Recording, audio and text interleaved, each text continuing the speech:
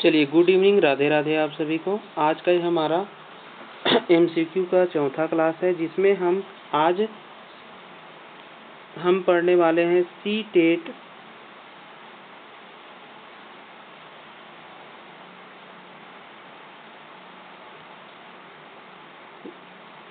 2011 जून के प्रश्नों को।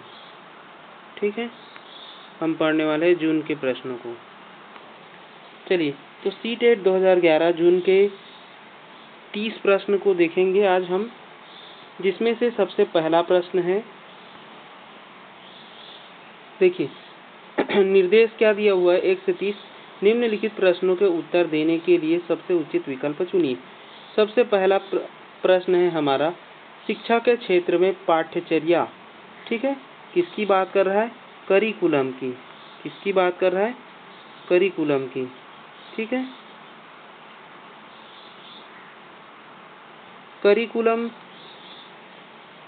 शब्दावली खालिश स्थान की ओर संकेत करती है, यानी कि शिक्षा के क्षेत्र में जो पाठ्यचर्या है, जो हमारा करिकुलम है, वो किस ओर संकेत करती है, बताना है।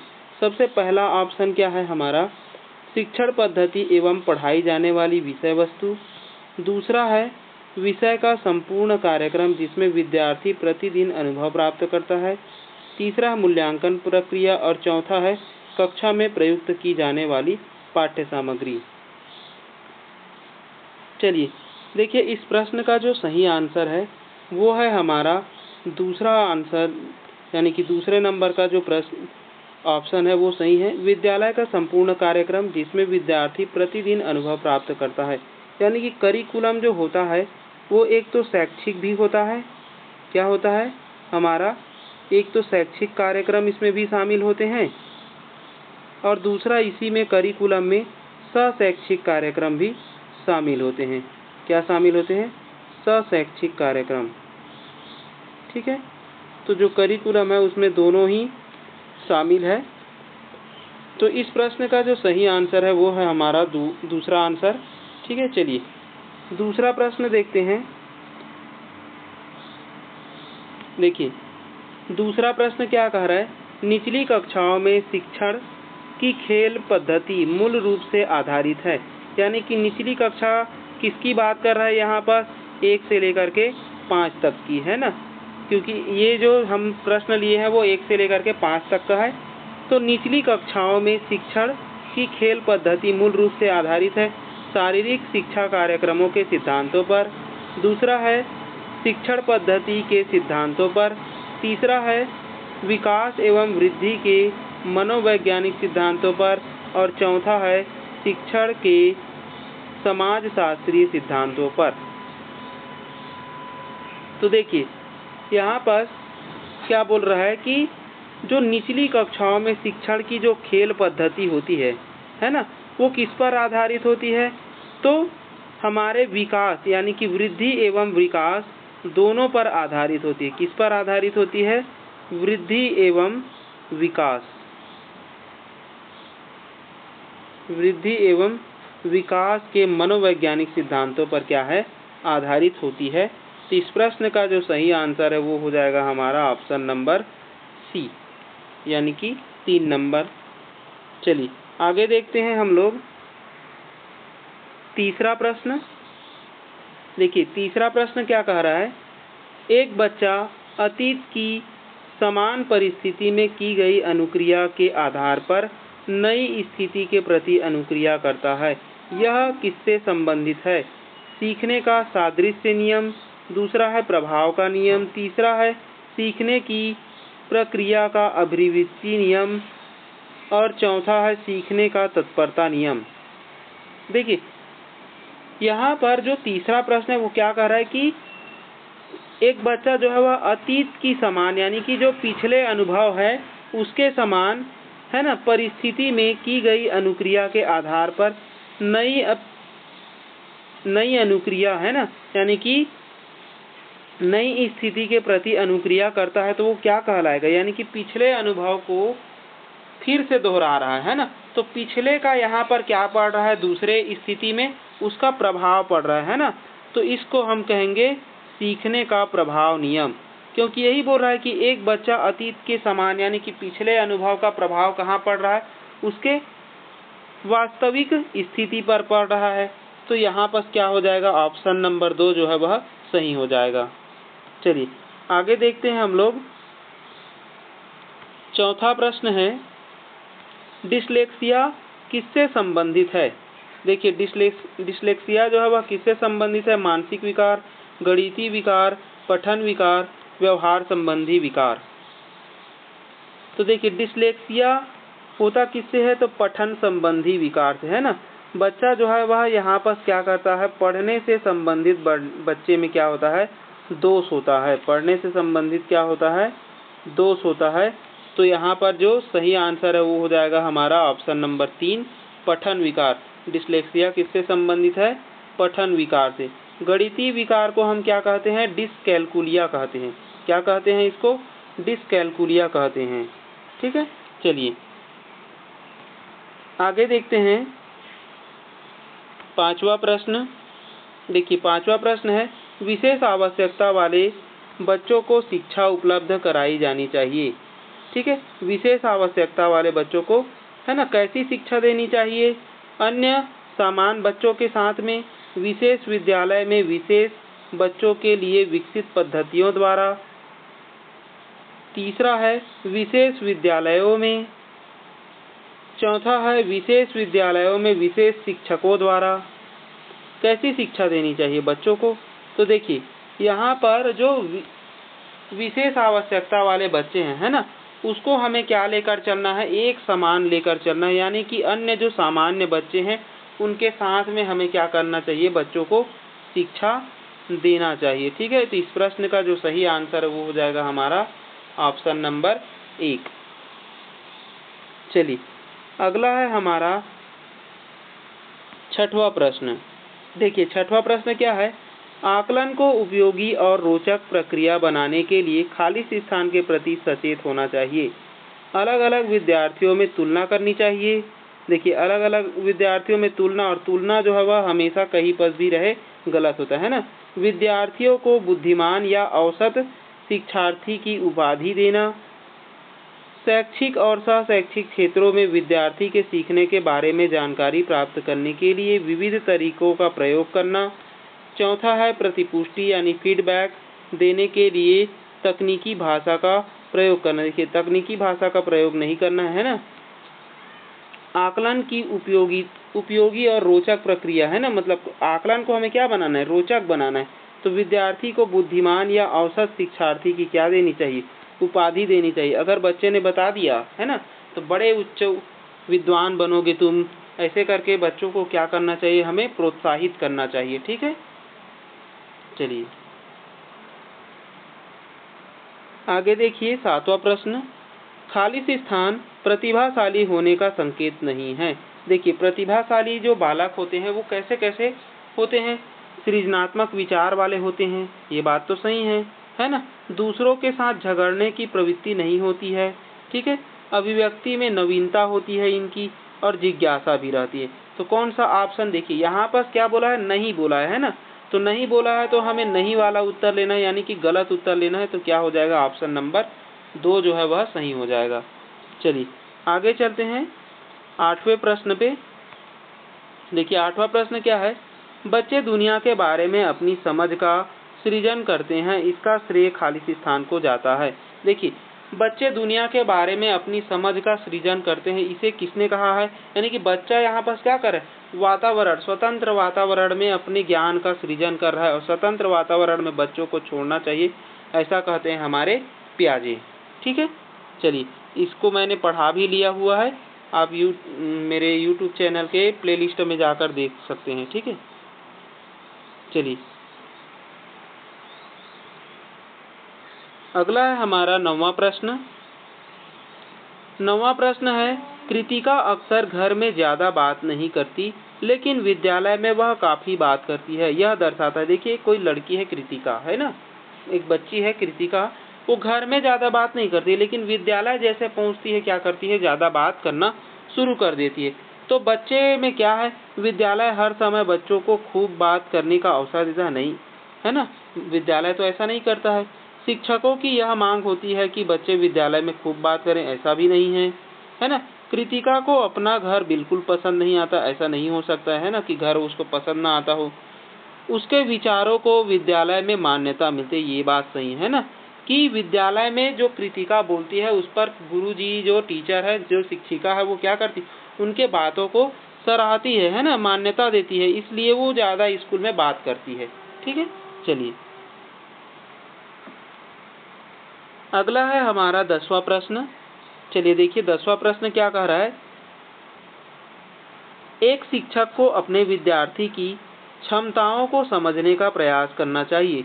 निम्नलिखित में कौन सा क्षेत्र इस उद्देश्य के साथ संबद्ध है। यानी कि यहाँ पर एक शिक्षक है जो विद्यार्थी की क्षमताओं के साथ में क्या करना चाहिए उसको, है ना, उसके जो विद्यार्थी जो भी प्रयास कर रहा है उस प्रयासों में मतलब कि टीचर को भी क्या होना चाहिए, उसका साथ देना चाहिए। ठीक है, तो ऐसा कौन सा ऑप्शन जो है वह कह रहा है, शिक्षा समाज शास्त्र, सामाजिक दर्शन, मीडिया मनोविज्ञान या शिक्षा मनोविज्ञान, कौन सा क्षेत्र है जो इस पर जोर देता है। तो देखिए हम पढ़ते शिक्षा मनोविज्ञान है ना, और शिक्षा मनोविज्ञान ही बताता है कि एक शिक्षक को अपने विद्यार्थी के साथ कैसा व्यवहार होना चाहिए, मित्रवत व्यवहार होना चाहिए, है ना, उसके साथ में सहयोगी व्यवहार करना चाहिए। ठीक है, चलिए तो इस प्रश्न का जो सही आंसर हो जाएगा 4। चलिए आगे देखते हैं हम लोग 11वां प्रश्न। सीखने की प्रक्रिया में अभिप्रेरणा।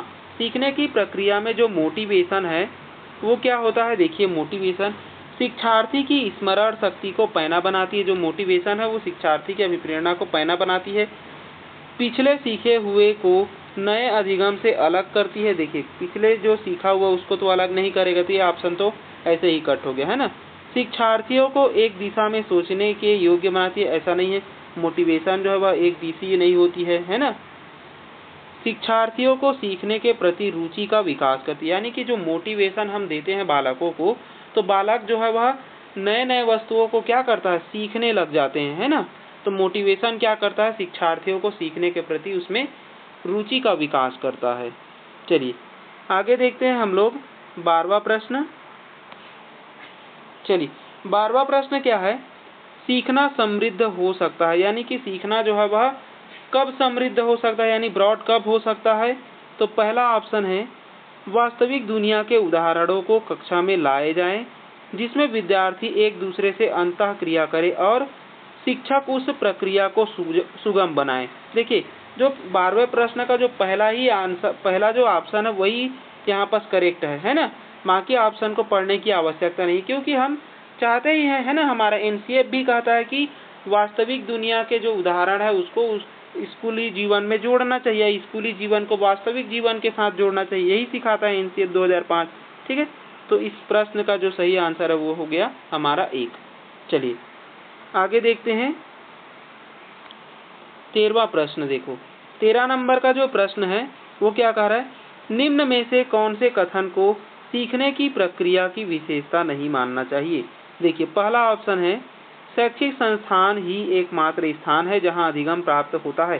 देखिए शैक्षिक संस्थान ही एकमात्र स्थान है जहां पर अधिगम होता है, यानी कि आप ये कहना चाहते हैं कि केवल शैक्षिक स्थान ही है जहां पर बच्चे अपना ज्ञान का मतलब कि बच्चे सीख सकते हैं। नहीं, ये बात तो गलत हो गया, और यहाँ पर यही बोला गया है कि नहीं वाले ऑप्शन को छांटना है ना।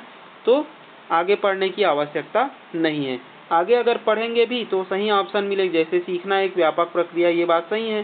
सीखना लक्ष्य उन्मुखी होती, ये भी सही है ना। अनधिगम भी सीखने की प्रक्रिया, यानी कि हम जो अधिगम कर रहे हैं वो भी सीखने हैं और जो अनधिगम कर रहे हैं वो भी सीखना है ना। चलिए आगे देखिए 14 नंबर प्रश्न क्या बोल रहा है, 5वीं कक्षा के दृष्टिबाधित विद्यार्थी। देखिए 5वीं कक्षा का कोई दृष्टिबाधित विद्यार्थी है को निचले स्तर के कार्य करने की छूट मिलनी चाहिए। यानी कि जो दृष्टिबाधित बालक है उसको निचले स्तर के कार्य करने की छूट मिलनी चाहिए। नहीं, या तो आप देना चाहते हैं तो समकक्ष का दे सकते हैं ना, निचले स्तर का क्यों देंगे। ठीक है, देखिए जो दृष्टिबाधित बालक है उसको माता पिता और मित्रों द्वारा उसे दैनिक कार्यों को करने में सहायता की जानी चाहिए, नहीं करनी चाहिए। ऐसे में तो उसमें आत्मनिर्भरता की कमी हो जाएगी, है ना। देखिए, दृष्टिबाधित जो बालक है के साथ कक्षा में सामान्य रूप से व्यवहार किया जाना चाहिए और श्रव्य सीडी के माध्यम से सहायता उपलब्ध कराई जानी चाहिए, है ना। देखिए, जो दृष्टिबाधित बालक है उसको सुनने वाले सीडी कैसेट के माध्यम से क्या करनी चाहिए, पढ़ाया जाना चाहिए।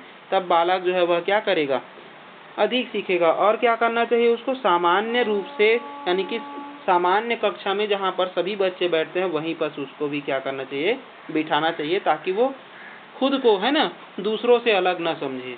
चलिए, तो इस प्रश्न का जो सही आंसर है वो हो गया हमारा ऑप्शन नंबर 3। चलिए आगे देखते हैं 15 नंबर प्रश्न।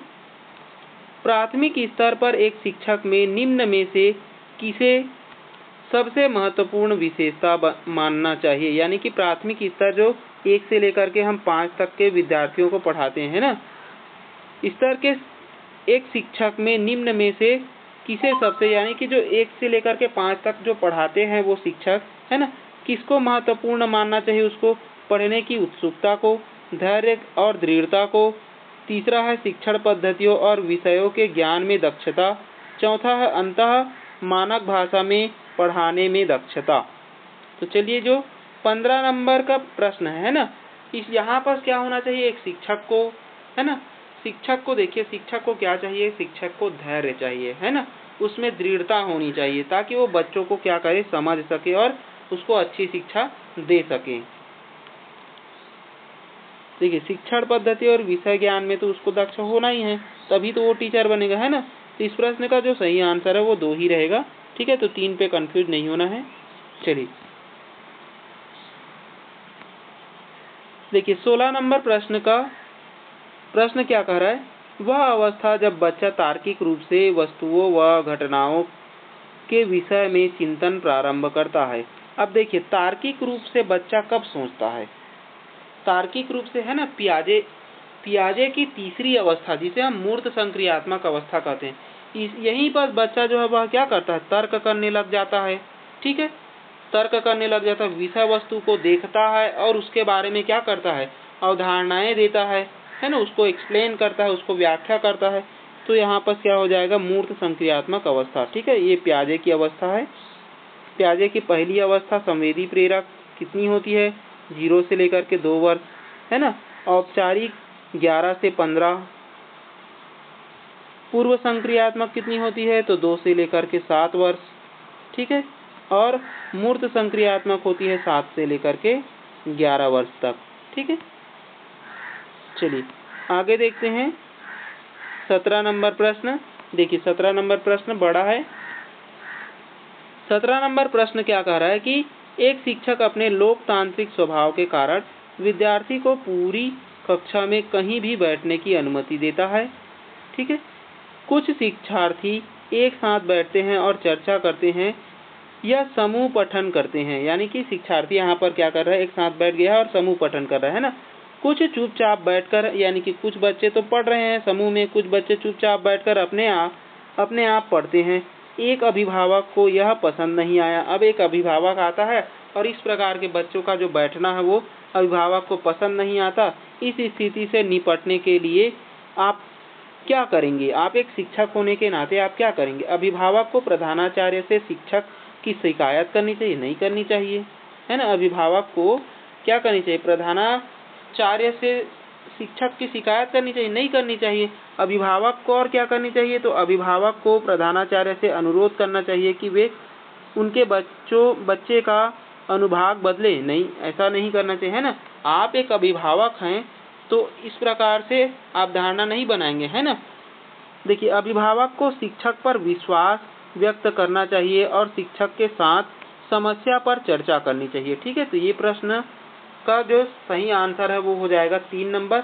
आप एक अभिभावक हैं, ठीक है, तो वहाँ पर क्या करेंगे, आप उस शिक्षक को, है ना, उस पर आप शिक्षक पर विश्वास करेंगे और शिक्षक से बात करेंगे कि आप इस समस्या, जो भी समस्या है उसको किस तरह से निपटा रहे हैं। आप विचर्चा कर सकते हैं उसके साथ में, ठीक है, न कि टीचर की शिकायत नहीं करनी चाहिए।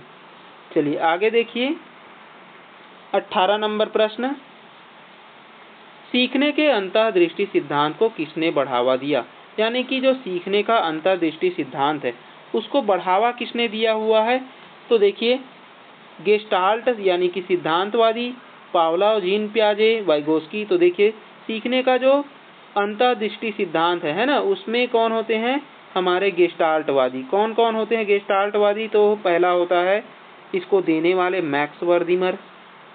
कौन होते हैं? मैक्स वर्दीमर। ठीक है। दूसरा होते हैं हमारे कोपका। दूसरा कौन होते हैं? कोपका। तीसरे होते हैं कोहलर। तीसरे होते हैं कोहलर। और चौथे होते हैं कर्ट लेविन। क्या होते हैं? चौथे कर्ट लेविन। ठीक है। तो ये 4 जने जो है वह गेस्टाल्टवादी सिद्धांत से संबंधित वैज्ञानिक है। ठीक है। गेस्टाल्टवादी सिद्धांत के जनक कहे जाते हैं मैक्स वर्दीमर। ठीक है। गेस्टाल्टवादी सिद्धांत को आगे बढ़ाया है कोहलर ने और कोपका ने उसका साथ दिया है। ठीक है। चलिए, अब देखिए 19 नंबर प्रश्न, बच्चे के बौद्धिक विकास की 4 विशिष्ट अवस्थाओं की पहचान कीजिए। देखिए, बच्चे के बौद्धिक विकास से संबंधित है ना, 4 विशिष्ट अवस्था को बताना है। कोहलबर्ग द्वारा, इरिक्सन द्वारा, स्किनर द्वारा, पियाजे द्वारा। तो देखिए, 4 विकास की अवस्था किसने दी हुई है? 4 विकास की अवस्था किसने दी हुई है? तो पियाजे ने दी हुई है। ठीक है। तो ये पियाजे का कितने नंबर का प्रश्न हो गया? तीसरा प्रश्न हो गया। ठीक है। देखिए, 19 प्रश्न में कम से कम पियाजे के कितने प्रश्न आ गए हैं?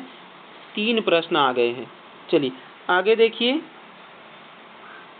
20वां प्रश्न है, निम्नलिखित में से किस अवस्था में बच्चे अपने समवयस्क समूह के सक्रिय सदस्य हो जाते हैं? ठीक है।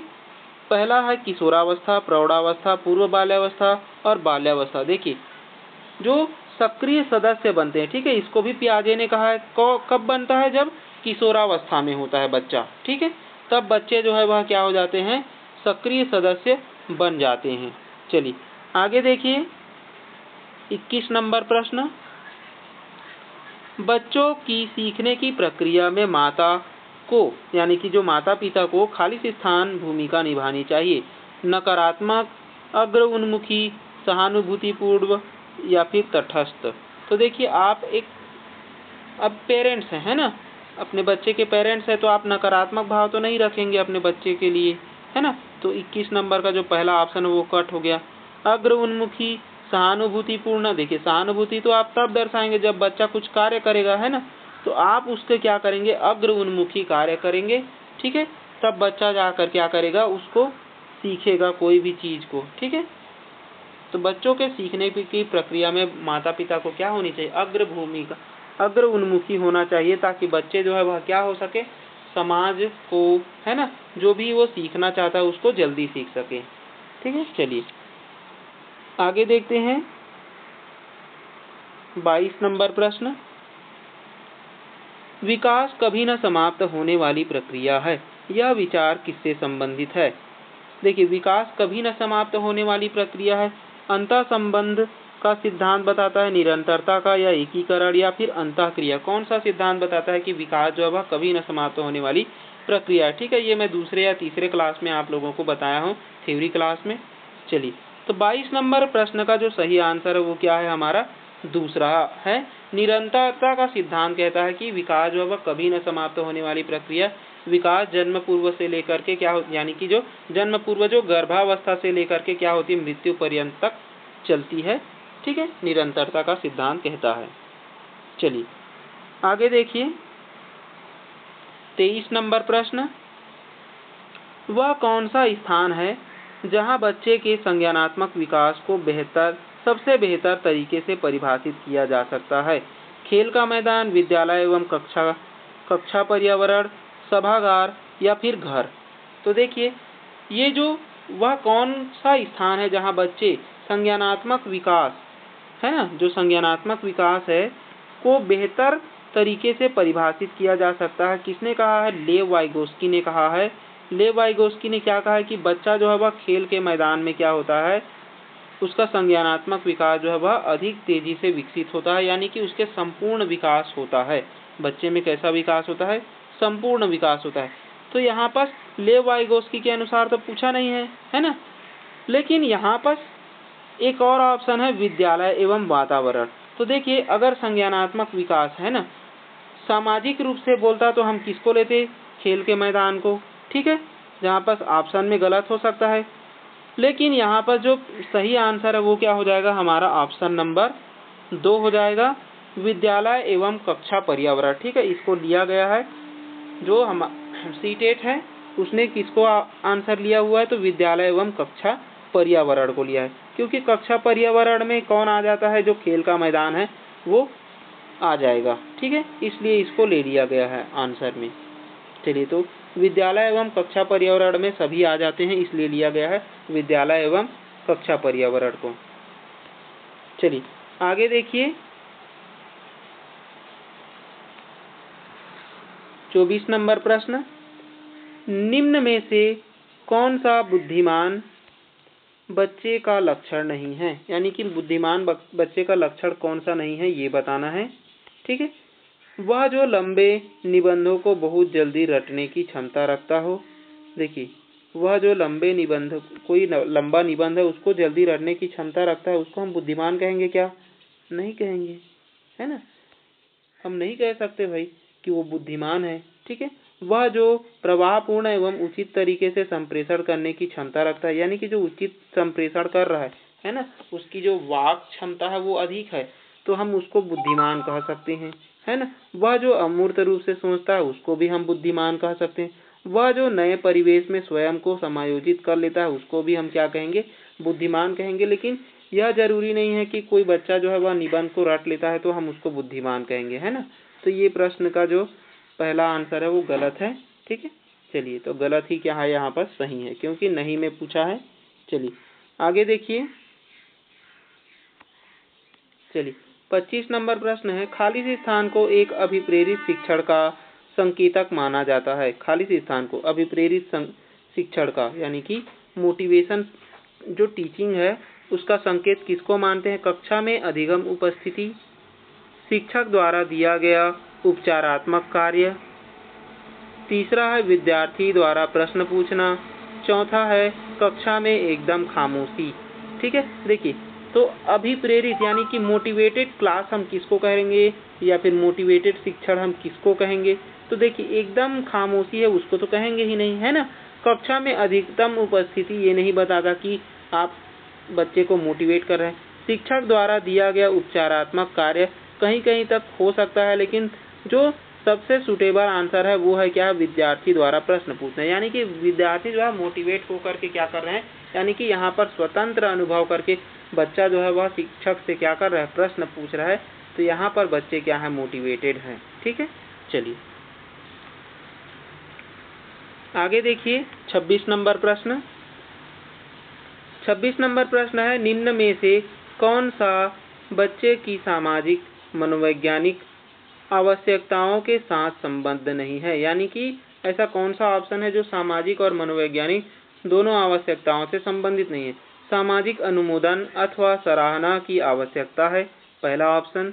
दूसरा है संवेगात्मक सुरक्षा की आवश्यकता, तीसरा है शरीर से अपशिष्ट पदार्थों का अनियमित रूप से बाहर निकलना, और चौथा है संदिग्ध संगति की आवश्यकता, यानी कि संगति की आवश्यकता।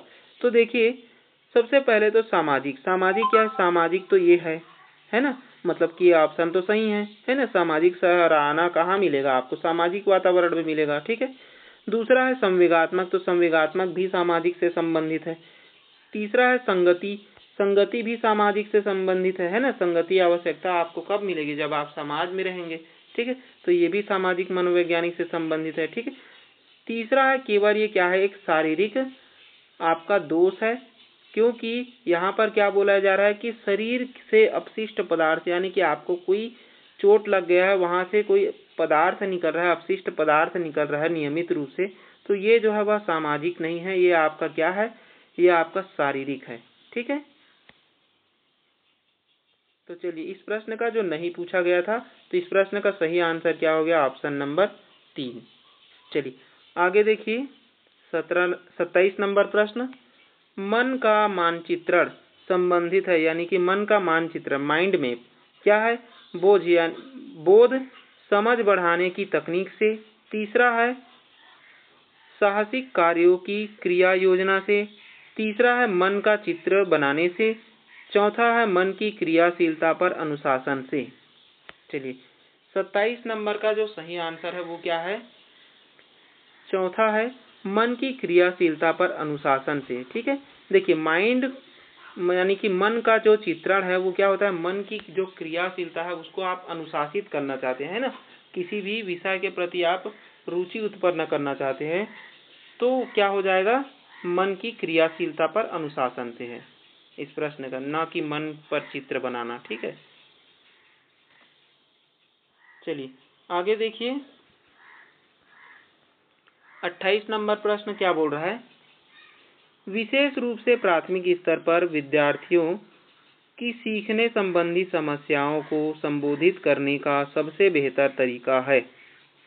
देखिए विशेष रूप से जो प्राथमिक यानी कि 1 से लेकर के जो 5 वर्ष के बच्चे हैं, है ना, विद्यार्थियों को सीखने से संबंधित समस्याओं को संबोधित करने का सबसे बेहतर तरीका क्या हो सकता है, अक्षमता के अनुरूप विभिन्न शिक्षण पद्धतियों का प्रयोग करना, दूसरा है महंगी और चमकदार सहायक सामग्री का प्रयोग करना, तीसरा है सरल और रोचक सहायक सामग्री का प्रयोग करना, चौथा है कहानी कथन पद्धति का प्रयोग करना। यानी कि छोटे बच्चों को आप किस तरह से शिक्षा देंगी, तो देखिए छोटे बच्चों को आप, है ना, इंडिविजुअली देंगे, सबके अनुसार से, है ना, सभी बच्चे के अनुसार से आप क्या देना चाहेंगे, शिक्षा देना चाहेंगे, यानी कि उसकी जो मानसिक विभिन्नताएं हैं, है ना, अक्षमताएं हैं के अनुरूप विभिन्न शिक्षण पद्धतियों का क्या करेंगे, आप प्रयोग करेंगे। ठीक है, क्या करेंगे, विभिन्न शिक्षण पद्धतियों का प्रयोग करेंगे।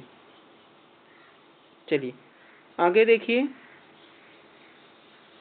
29 नंबर प्रश्न, पियाजे के अनुसार निम्नलिखित में से कौन सी अवस्था में बच्चा अमूर्त संकल्पना के विषय में तार्किक चिंतन करना आरंभ कर देता है। देखिए यहाँ पर मूर्त नहीं बोला है, अमूर्त बोला गया है ना, तो अमूर्त चिंतन जो है वह पियाजे की किस अवस्था में होता है, तो 11 से ऊपर, जिसे हम औपचारिक संक्रियात्मक अवस्था कहते हैं। ठीक है, अगर आप पियाजे डिटेल में पढ़ना चाहते हैं तो मेरे जो यूट्यूब चैनल है उसके प्लेलिस्ट में है पियाजे, इसको मैं अभी रिसेंटली पढ़ाया हुआ हूँ। ठीक है, तो वहाँ देखिए यहाँ से अभी 5 प्रश्न बन गए हैं, है ना, कितने प्रश्न, 5 प्रश्न बने हुए हैं पियाजे से। ठीक है, चलिए आगे देखिए लास्ट प्रश्न आज का। ठीक है, ये हमारा 2011 सीटेट जून का प्रश्न है। चलिए आगे देखते हैं, निम्न में से कौन सा शिक्षार्थियों में सृजनात्मकता का पोषण करता है, यानी कि देखिए सृजनात्मकता से संबंधित है ना, क्रिएटिविटी। ठीक है, अभी पढ़ाया नहीं हूँ, इसको मैं पढ़ाऊंगा आगे। चलिए, निम्न में से कौन सा शिक्षार्थियों में सृजनात्मकता का पोषण करता है, पहला है अच्छी शिक्षा के व्यवहारिक मूल्यों के लिए विद्यार्थी का शिक्षण, दूसरा है प्रत्येक शिक्षार्थी की अंतर्जात प्रतिभाओं का पोषण करने एवं प्रश्न करने के अवसर उपलब्ध कराना। तो यही ऑप्शन क्या हो जाएगा, सही हो जाएगा। जहाँ पर आप देखेंगे इंडिविजुअली प्रतिभाओं को उभारना है ना, वहीं पर ऑप्शन क्या हो जाता है, सही हो जाता है सृजनात्मकता में। जो क्रिएटिविटी है ना, वो बच्चे में कैसे होनी चाहिए, प्रत्येक शिक्षार्थी, यानी कि हम सभी बच्चों को देखकर चलेंगे, उनकी अलग अलग विभिन्नताओं को देखेंगे, उनके अलग अलग प्रतिभाओं को देखेंगे, और उनके जो भी प्रश्न है उस प्रश्न करने के लिए अवसर भी देंगे और उनके प्रश्नों का जवाब भी देंगे, है ना, यानी कि उनकी जिज्ञासाओं को शांत भी करेंगे। ठीक है, चलिए तो ये था हमारा 30 प्रश्न जो सीटेट 2011 का प्रश्न है। ठीक है, सीटेट 2011 का प्रश्न है। चलिए अच्छा लगे तो लाइक शेयर एंड सब्सक्राइब जरूर करें। धन्यवाद।